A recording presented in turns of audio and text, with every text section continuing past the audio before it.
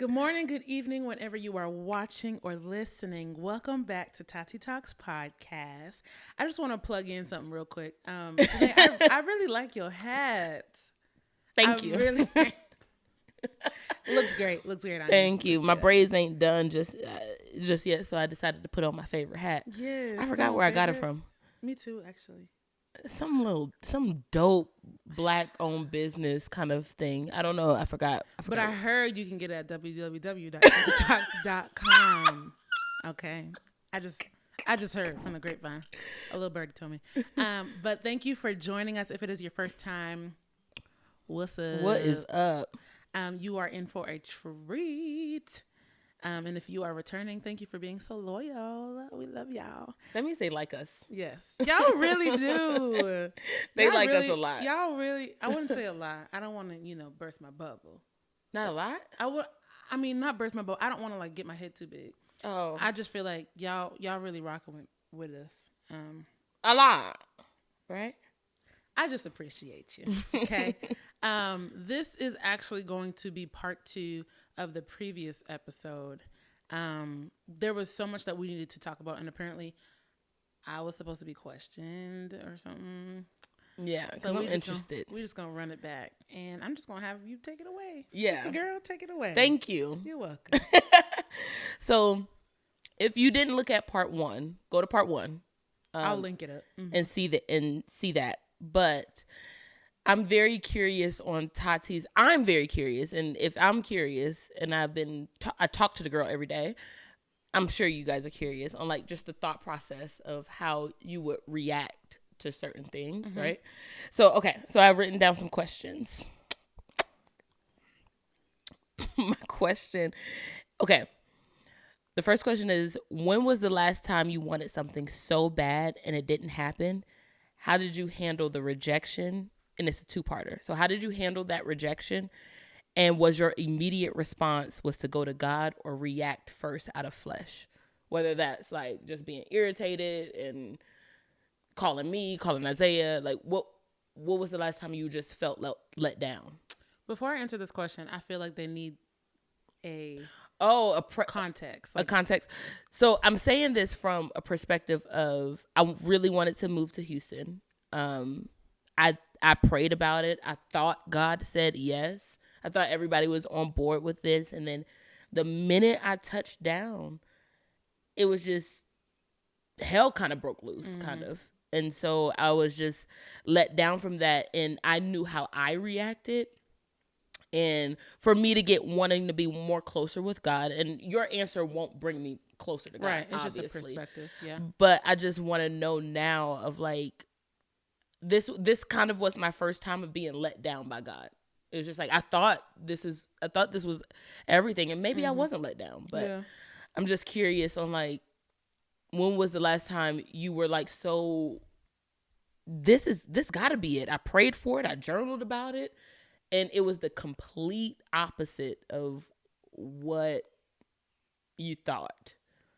And I have one if you don't have one. It's like I have one for you. So I kind of have one, but it's not in the same context of like me going somewhere. It doesn't have to be a travel because you don't. You're not gonna sit up here and move to Texas. No. It's just like what was a situation where it's just like I prayed about this and this is how I want it to go. And this is how I want it to go. Okay. I'm trying to hint at. What are you talking about? I don't know what you're talking about. Who are you talking about? Give me a hand. I'm talking about the delivery of Sanaya. Oh, okay. Mm-hmm. And so that's funny because I was thinking about her, but I was thinking of like even before that, like whatever, getting pregnant, or like the trying process of getting pregnant. Because God has had His hand on my life. Like my mom always said, like you are blessed, girl. You blessed. I have a journal, and I showed Jenai. I have a journal where... A journal? It's like a whole composition notebook front and back. I have a journal where I read this book, Draw the Circle, and I can't remember who wrote it, but it's a purple book, and it's called Draw the Circle. I highly recommend it. Great book. And it basically talks about writing down your prayers, circling the action, and underlining like what you want from God. And so I did that from jump, like the man I'm gonna marry, when I'm gonna get married, how old I'm gonna be, when I'm gonna move to Georgia. Like, I kid you not, y'all, every single thing was circled and underlined, and sometimes I had to circle it multiple times. Jesus. And it came to pass. Really? Like, I want to go upstairs and get it, but I'm gonna show you. I'm a post. I think you should. You should link. First of all, link the because I want to know. I'm gonna post. Link the book. I'm gonna link the book in the description, and then on TatiiTalks Pod Instagram, I'm actually gonna post my journal. I like that, where I wrote it, so y'all can see. So that's just like a context. Yeah. And so I journaled about getting pregnant. I can't remember if I had a date mark or whatever. But I feel like my time was ticking. And honestly, like, time is ticking. You're not really supposed to do that. It's like, God laughs at your plans. Yeah. It's about his plan. But in my head, I was like, oh, it's about to be easy getting pregnant. I'm not trying to get pregnant right when I get married. I might have some fun or whatever. Easy. But it's going to be, cake. Ooh, yes. God's favor's been on my life, and I am on it. As long as I circle and underline. Okay. And y'all, it didn't happen. It didn't happen. Yeah. And I was angry. Like, I was like, why would God do this to me? Like, why would he do this to me? At what season were you angry? Like, angry? I was angry. At God? Yes. Wow. I was like, you allowed me, you graced me to be married. You know I want to have children. Yeah. And you going to have this lady sit up in my face, talk about something's wrong with my body. Something's wrong with my body. You having difficulty getting pregnant. So that was one. But to your point, I did have a plan on how I wanted to give birth to Sanaya. Yeah. I wanted to give birth vaginally. Yeah. And unfortunately, it didn't happen that way. Did you circle and underline the vaginal part? I didn't. Well, but what I did do is I bought this book where it said pray for your birth. Oh, okay. Pray about your birth. And you can have a pain-free birth. Like, just pray and trust God, blah, blah, blah, blah, blah. I was in pain. Yeah. Didn't have a vaginal birth. I trusted that God would do what he said he would do. Now, did he say that you are going to give birth vaginally? No, he did not. He did not say that to me. But that's what I wanted. Yeah. And it took me a while to get over the fact that, like, I felt ashamed. Yeah. I felt less than. Like, I felt like I didn't. Why can't I do it? Yeah, I felt like my body failed me. Yeah. When in fact it wasn't really my body that failed me. It was, well, no one really failed me. She just, her heart rate was just declining. I saved her life. Yeah, I honestly. basically did what I had to do yeah. to save her life. But, like, to answer that question, there has been moments where I was just very angry, but I don't think, not to my knowledge, that I, like, acted and was like, I'm going to do this out of flesh. Now, when I was younger, yes, I acted out of flesh. I entered into a relationship that I wasn't supposed to, and I stayed in a relationship that I wasn't supposed to, got cheated on and all that stuff. And then I now realize, like, okay, I can't do this. Yeah, I can't do this without God. Because, that's very lukewarm of me to keep doing this.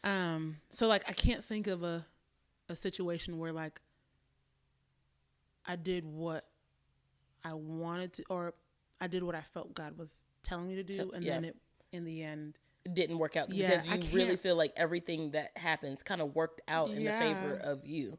Essentially. So even with that Sanaya thing, right?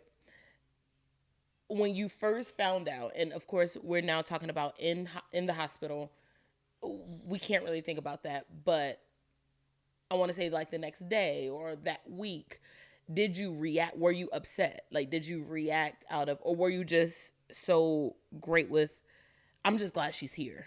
Were you upset at the fact that I still didn't have a vaginal birth? Or I was very upset that this route made my healing process a lot longer. Yeah, okay.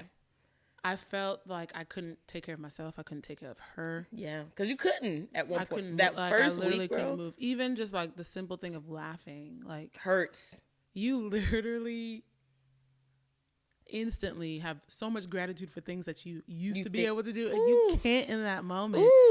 So like I grieved my birth story. You grieved it? Yes. Yes. I didn't tell many people at first that I had a C-section. A C-section? No. Is this your first time saying that you had a C-section on camera? No, I spoke about it in an episode with Isaiah. Okay. But I grieved it so bad. So bad. Wow. But even in the, like, there were so many people that were trying to encourage me in that moment. Like, when they told me that I was going to have surgery, my mom was like, look at me. I had surgery with all three of you guys. Yeah. And my executive pastor, Pastor Crystal, was like, I did too. Like, wow. It's okay. Like, God immediately sent people to be me like, you're fine. To be like, you're fine. You it's are going fine. to be okay. And like in the moment, I tried to be a little comical about it. I was like, ooh, I feel like I'm in Grey's Anatomy. Yeah. But like, that was like a distraction. That was like a joke to make myself even try to feel better. Yeah. Cause no, that was not no. Okay. Because even now, I still have the repercussions of it. Like, freaking sweat. Like, because of the stitches. Like, there's like an overlapping, and you sweat. My mom says, till this day. She does? Yes. And I'm like, Blessed this is not the business. But I'm not angry now. I'm grateful that she is here. And you wouldn't change anything else about it? No. You wouldn't change it? No. So you're not resentful? Because I feel like if I did not listen to the doctors. Now, there's like whether or not I heard her heart rate declining. Like, do you have an option at that point? I feel like you don't have the option. So some people have some people stand firm, or they're like, no, I don't care what her. But I like heard her heart rate declining with every control. I heard it. And some people were like, oh, well, the doctors just like try to get money, and because when you do a C-section, that's a surgery. That's more money or whatever. Yeah. Whether or not they try to do that or not, whatever. Like in that moment, I had to be like, you know what? I'm going to be a mother, and being a mother means you sacrifice what you want for the betterment of your child. Whatever longer about you. Whatever that underline and circle was, that has now flown out the window. Correct. Of that baby's heart rate. No, seriously. Yeah. So I think it took me a little bit to get over it. Like, I had to have constant reminders. Like, you're fine. This is normal. Yeah, and then the constant reminder was seeing her face. Like, that was just... Yeah, it was kind of... And, like, she smiled. So, I don't think she'll ever post this, but, like, one of the... Isaiah took a picture. Day two. She smiled. No, I think it was hours after, because you were out. No, because she was born the 28th. This photo... Because you got to love the iPhone. Do you remember the photo that... Yeah, you got to love the iPhone. The iPhone dates photos. You were like out, like Tati was completely. Oh, you talk about that? I'm talking about that photo. Like that had to be this one. No. That one is cute. Yeah. But it was like hours after, and Isaiah's holding Sanaya, and Tati is like out of it, still in the hospital bed. No. I'm actually like, they're closing me up. Yeah, no, they're still doing stuff, and Isaiah decides to pull his phone out. And Sanaya and Isaiah looked at each other. That was the first time, like, it was like a whole thing where she just looked up at her dad, and we all flipped in the group chat.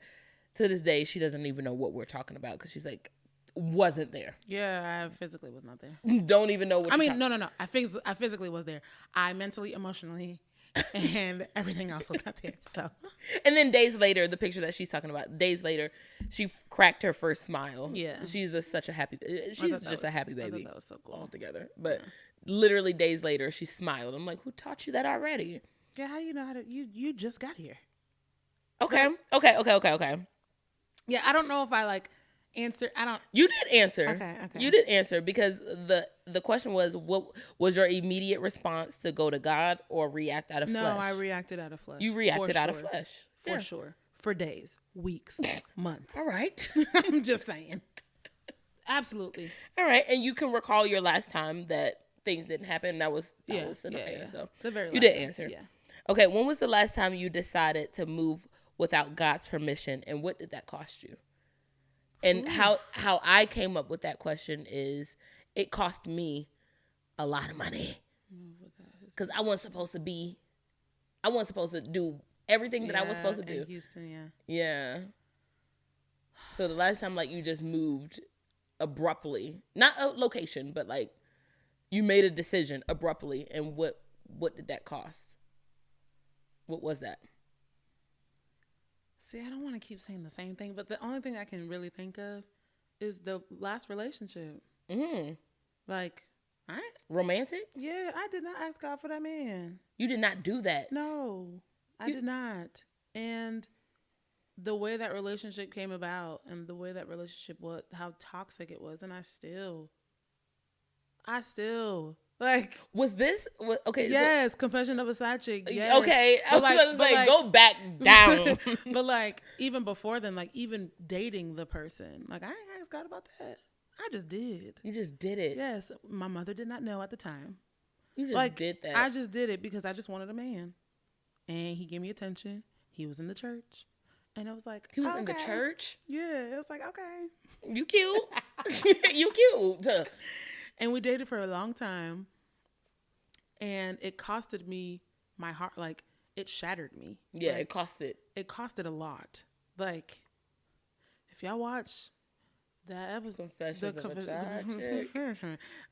a Side Chick, it costed me a lot. Like I bamboozled myself. Yeah, you fumbled like on your own. I made myself look like a clown. Ooh. And in results of that, like I had to take some time to heal. I had to take some time to love myself. Do you think it kind of bleeds into, or are you can say you're fully healed, but oh, for sure. Do you think certain things that has triggered you back then you kind of bring into the now? Or like no, so it did teach me how to set boundaries with relationships. Okay. So when I first approached Isaiah, because I shot my shot. She approached Isaiah. Can we keep saying that? When I approached him, he was playing games. Don't talk about my brother like that. Games. So we went on a date. Great. It was cute. Went on a second date. It was like a movie night. And then he hit me with I'm dealing with too much. I just want to be friends. And I was like, okay, great. Like, we'll keep friends. I can't do that. We could be friends. No, I was fine with it because I already knew I wanted the foundation. Was he already in Georgia? No, because Isaiah moved. Sorry to keep you out. Isaiah moved while they were talking in the talking stage, or he was still in Boston. Okay. And then maybe a week or two later, he told me that he was moving, and I was like, okay, but we could still be and he ghosted. He ghosted me. And so that's when I found myself again. And I was like, I'm not going to do that again. Because it just reminded me of that. It reminded me. And I was like, wow, girl, you did all this healing. You did all this relearning about yourself. So now you need to buck up and really stand your ground. Yeah. And so when he tried to come back, I was like, oh no, baby. It was Super Bowl, right? He tried to make a joke. Yep. I remember this whole. He tried to make, he came back. The Falcons were playing the Patriots, and obviously we won. But he sent a text and was like, "Come on, Falcons suck." Okay, Falcons suck. But he sent a text and was like, "I'm sorry for the loss that your team is about to have, or whatever." And in that moment, I saw his name. I still had his name saved because, listen, ladies, pro tip: don't delete the man's number because why? Because if they try to come around and you don't remember the number and you answer, "Who's this?" Yeah. And it makes them feel low. I forgot about you. Who are you? Well, but you didn't forget about him. I didn't, and I'm not telling the truth. Exactly. Right. So you know their number and be like, don't feel like it. So that's my pro tip. But I already had his number saved, and this is not really. We're going on a tangent. But he tried to come back around, he tried to spin the block. No, he did. He really did. And I had to be like, okay, what are the intentions here? Because I'm not playing. You're not going to just abruptly text me. Yeah. I made it clear that I was not playing this time around. I was like, what you're not going to do is ghost me for a second time, and you're going to come correct this time. No, seriously. So, yes, it bled into that aspect. But the relationship that I have with Isaiah, I'm uncomparable. Yes. Okay, so that's the last time that guy. Yeah. That's where you moved without permission. Mm-hmm. That I can think of. There's probably something that I've done, but that I've had extreme repercussions. Like, no, if I can't remember, what did that cost you? Yeah, if I and can't that remember, cost you insecurity, a confidence. It cost me my whole confidence, my love for myself. It cost me a lot. That's a lot to lose. I'm about to put you in the hot seat with the next one. Okay, go ahead, Gary. I'm ready. This is strictly platonic relationships. Okay. Strictly platonic. Have you ever forced a relationship to work in your favor, knowing that this isn't right? And what was that result? Yes. Well, okay. Have I ever forced a relationship? Platonic. Say it again. Say it again. Have you ever forced a platonic relationship to work in your favor, knowing that it isn't right for you? And what was the result? Okay, so when you say work in my favor, meaning like forcing us to be friends. Forcing us to be friends. Okay. I like the image. I like what we bring. I like your thought process, some of it. Okay. And then sorry. That was a long question. What was the result after you trying to force a platonic relationship? It ended. Mm-hmm. And I think badly. Well, define badly. I mean, it wasn't comical. It was just kind of like we go our separate ways. It was, things were left unsaid. And I think in some situations that is, you cannot keep a straight face for the life of you. You can't. Like, if you want to laugh, you can laugh. Because you literally like this. But anyways. Okay, come on. It wasn't comical. I think in some circumstances, things are better left unsaid when there's nothing, when you just truly have nothing to say. Go ahead, challenge. Go ahead. Go ahead. I see your mind brewing. Go ahead. Okay, so what you just said was you think that it's okay to leave something unsaid from the cost of what your heart feels like, and you can't articulate through words. You rather not say it. Because what I'm trying to get at is more so... Yes, be real. Come on. Shoot it to me straight. What I'm trying to say is, even if it takes you time to figure out how to articulate, and what if that time is a year? What if that time is 6 months? Do you think in your heart that it's just like, let me get it now that I can articulate how I feel now? Or do you just say, it's been 6 months, it's been a year, I have no interest now. Now that I've found my voice of my explanation of what I want to say, is it worth saying now? Now, okay, so if both parties are not speaking, like if there's then if you over it, you don't care about it, you are past it. And you just found your words. That is fine, I don't. And so you swallow it. It don't make me know, never mind. Don't make me know, never mind. I feel like if you're trying to find the words and... It takes you a minute. Yes, it does. It takes me a minute to find words. But like if I'm trying to find the words and I finally get it, I don't care to get my lick back. I don't care to express myself. If I want to continue the relationship, then fine. Now, if I need closure, that's a different thing. A different story. In most cases, I don't need closure. Yeah. Because I already know what it is. Yeah. But if one person is trying, so let's say like we have a falling out and we're both hurt by it. But if we're not on speaking terms and time passes and we're still not on speaking terms, if I'm over like we're not sisters, like get that, because I'm like, we're so okay. So now if you put me and you into it, we're so alike. So we're like, we fall back. I know how to fall back and you know how to fall back 10 times hard. So neither one of us is stepping up to the plate. So, okay, that's fine. Okay, we can. Because we are alike like that. However, based upon our relationship, right, we want it to work. We want it. Yeah. So whoever steps up to the plate, please. And that person is going to be bubbling back 2 seconds later. Yeah. So I feel like it just depends on the value of the friendship. That's just what it is. It's the value of the friendship. And if you want it bad enough. So you have no problem with finding your words 6 months to a year later and coming back. Even if you guys are not on speaking terms, if you want it bad enough, you will go to that person and say, this is how now I felt 6 months ago. Now, if you come to me and you're coming back a year and 6 months or whatever later, and you're coming to me about your feelings, yeah, I might share mine. I might. But at that moment, it's not about me. Like, you're sharing how you feel. So I'm not going to come back and share how I feel unless you That's ask not fair. me. Yeah. That's not fair. I'm going to give you your space and be like, okay, thank you for letting me know. I don't have would you give somebody the advice of, like, if you do have a falling out with a very close friend, 6 months has passed, do you agree to, like, say your piece? Or I really think it depends on, if you want closure, go for it.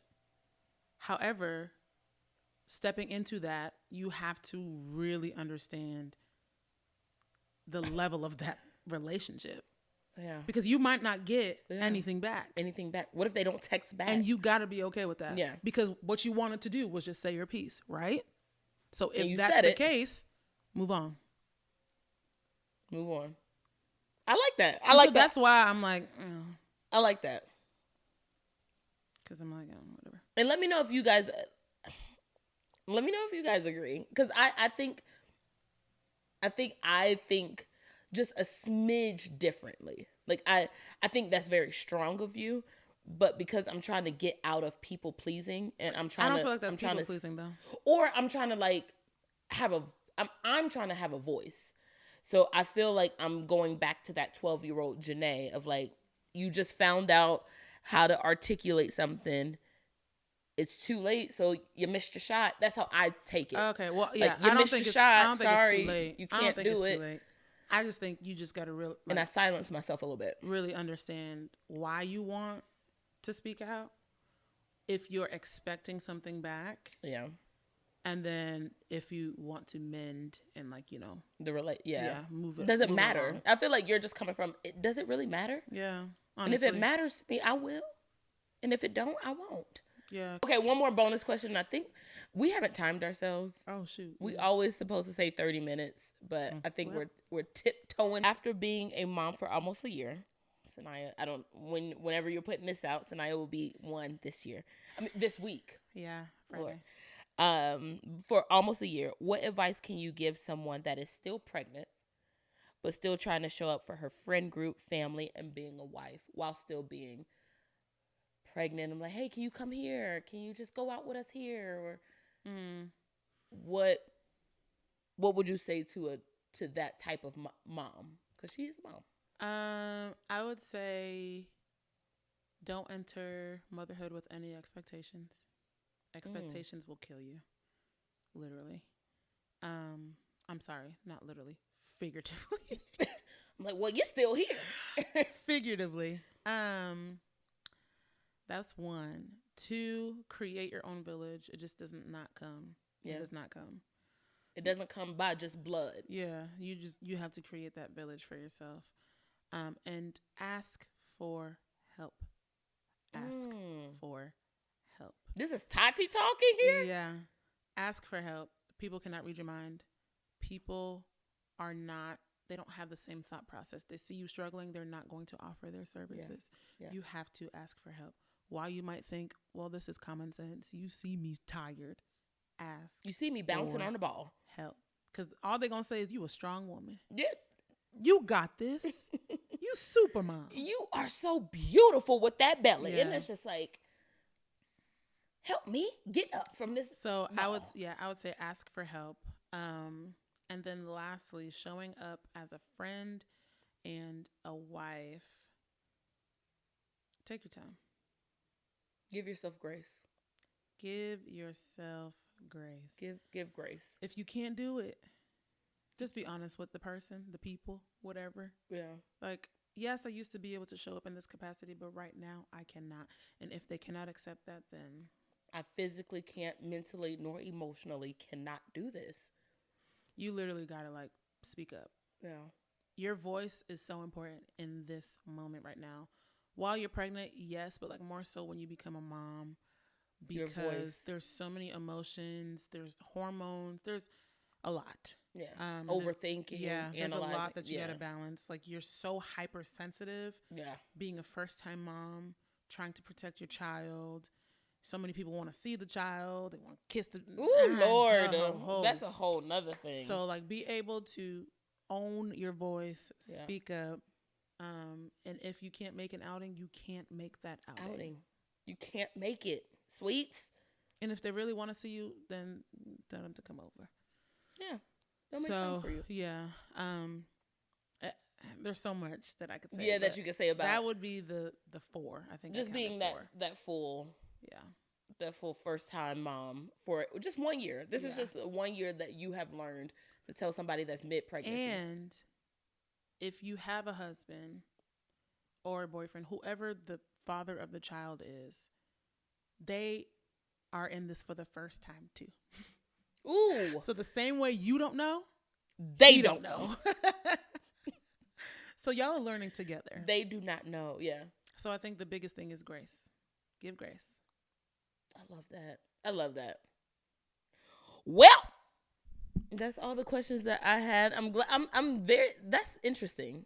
Like, some of the things are very new to me of what you just said. Yeah, I'm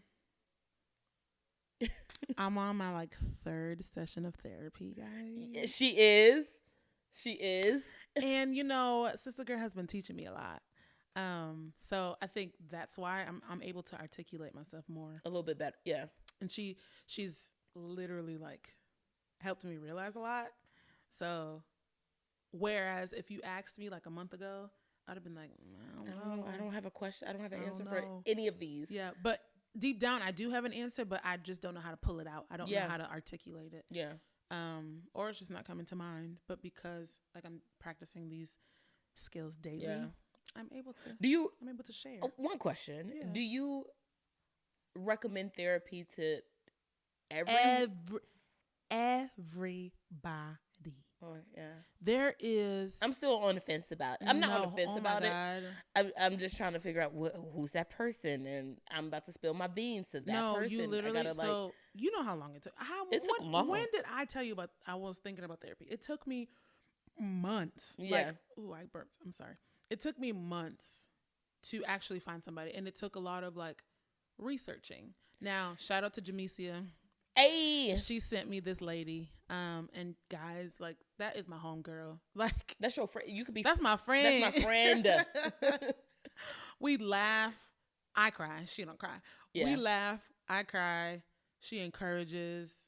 And she just be real. Yeah. You just gotta find your person. Find a person. And literally, I say literally a lot. I saw this TikTok. They were like, you don't have an advanced vocabulary if you say literally. Well, literally.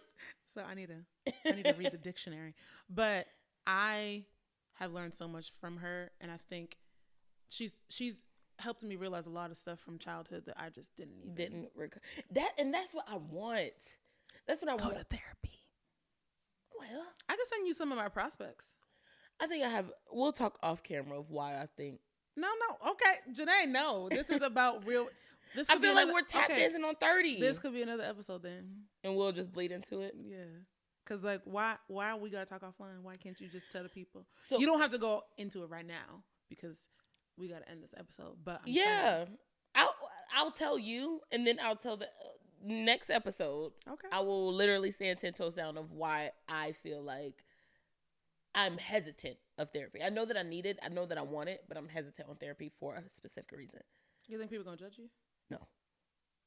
See, now I want to know. Now? Just tell me and then we'll cut it. Yeah. So social media can trick you, right? And so what comes up on my For You page is licensed therapists, and they're in their car and they're like, the amount of emotional drainage. This is coming from a people pleaser. So now to unload this much trauma and this much on you, now I'm going to bed thinking about that person, because now, yes, this is your job. Yes, you have signed up for this, but this is a person that you are unloading to, and they carry that in their home. They carry that somewhere else. And it's just now what? Do I really feel better that I just kind of probably inconvenienced someone else? And people on the therapy on TikTok, and I know it's social media and people be in their car, but I just saw this therapist a few weeks ago, And she was like, and she was on the verge of tears. She was this white lady, and she was like, don't think we don't care. Because I go to bed crying. I love what I do, but I go to bed crying almost every night because of my clients. And I have to stand strong with that session. And I think that's what I don't want that to happen to anybody. I'd rather fix it between me and God. God is not going to cry. How is that working for you? Well, I got to figure out what it got. Because faith without works is dead. So you kind of got to do something about it. Yeah. So, but like, you're at the actually, cost of somebody, of a human. That is not your business. That's not. And I got to get out of that. I think that's what it is. It's getting out of, you're thinking way too deep and you're being that's going into people pleasing. Like, you're thinking about their feelings now. How do you think about a therapist's feelings? Because then you can also think about why, when you go to Publix or when you go to Kroger, why don't you think about the cashier person? I do. That's why I'm not nasty. Like, if it's not being nasty, you're standing in line, so you're giving them work to do. Yeah, I'm giving you work. Okay. It's the same thing. But we're talking about bagging eggs versus bagging my childhood trauma. If you go to the dentist, you go to the dentist. You go to the doctor. I think that's different though, because like you do these services. Yes, grocery, you stand in the line, you're giving them a job. A dentist, you're propping open your teeth so they can do it. But like with therapy, it's more so. I am telling you, now this didn't happen to me, but I'm telling you that I was molested at 6. That is completely different than bagging my eggs and propping my teeth open. So what's the difference between you sharing that with a very, very close friend or best friend? Than God? Oh. Than a therapist? I don't know. Why don't you think about your best friend? Like, I just unloaded. So much. Because when you need a vent. You need a vent. No, I completely agree. But something psychs me out about, like, Jenai, who are you to, like, put so much on that person? That is a personal problem. For shizzity, it is. I feel like your first session, you are going to feel so full. Like, you're going to be like, wow. And I promise you are not going to be thinking about that person. No. That's messed up. You're not. You know what I really wanted to say. Yeah. But we growing here. Yeah. All right, y'all. Well, we labored y'all a little too long. And Isaiah's probably tired of. Let me not finish that sentence. Thank you for tuning in. Apparently, Jenai says this is called TatiiTalks Pod, and I just don't talk, but I really do talk. She don't talk, but I guess I don't. So I hope you got to see a little what more intimate side. Yeah, what be going on in here and in here. Yeah. Instead of just telling you guys stories. So tune back to the next episode. You never know. Next time we'll really dive into what therapy and that trauma is. Maybe you could be my therapist. Y'all. I ain't got no problem talking to y'all. Don't care too much about it. All right, now she's being. But tune back into the next episode. Hope you enjoyed. Like, share with your people, share with your mama, share with your cousin and them. We love y'all. Peace out. See ya.